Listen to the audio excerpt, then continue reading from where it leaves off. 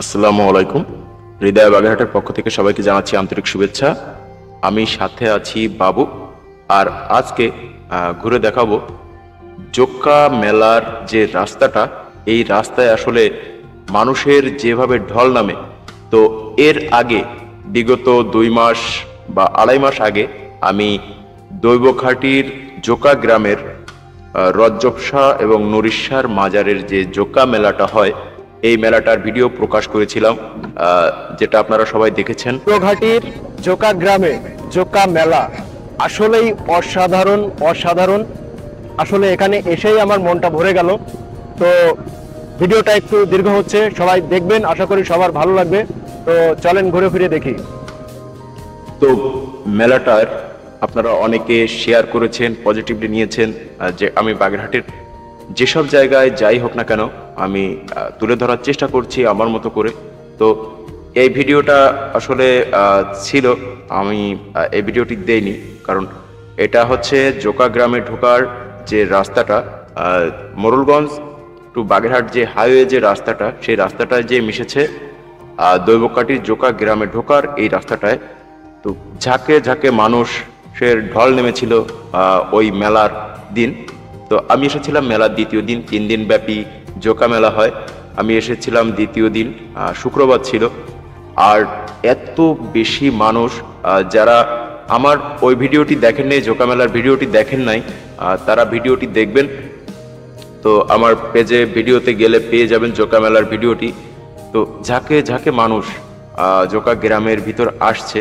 তো যার কারণে চিন্তা করলাম যে মেলার মাঠের ভিডিওটা আমি ওই দিন দিয়েছিলাম। ভিডিওটা বেশ দীর্ঘ হয়েছিল, প্রায় 15 মিনিটের মতো ভিডিও হয়েছিল। তো যার কারণে এই রাস্তাটার ভিডিও দেওয়া হয়নি।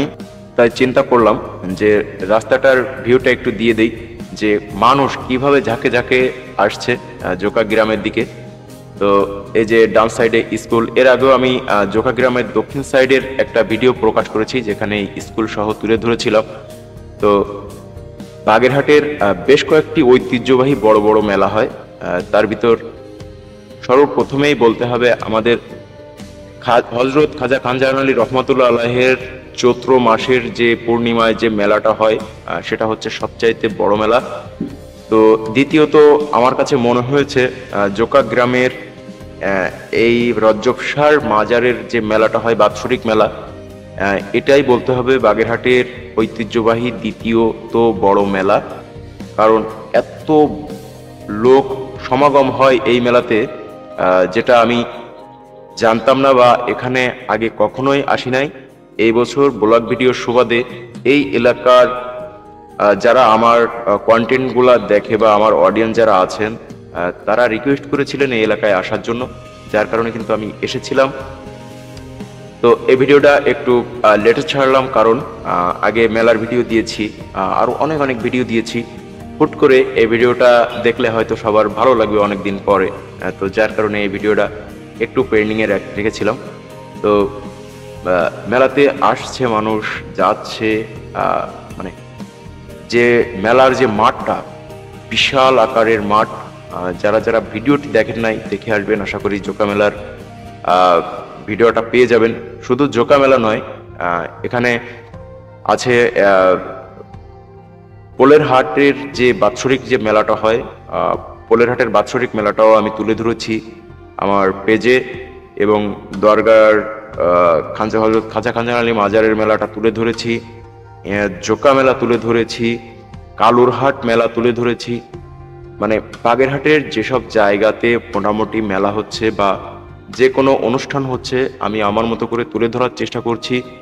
তো আগামী শুক্রবারে আসছি আমি কালিকাবাড়ি, ওখানে সার্কাস হচ্ছে। তো সবাই থাকবেন ওখানে, যারা আমার অডিয়েন্স আছেন এই এলাকার আশেপাশে যারা আছেন।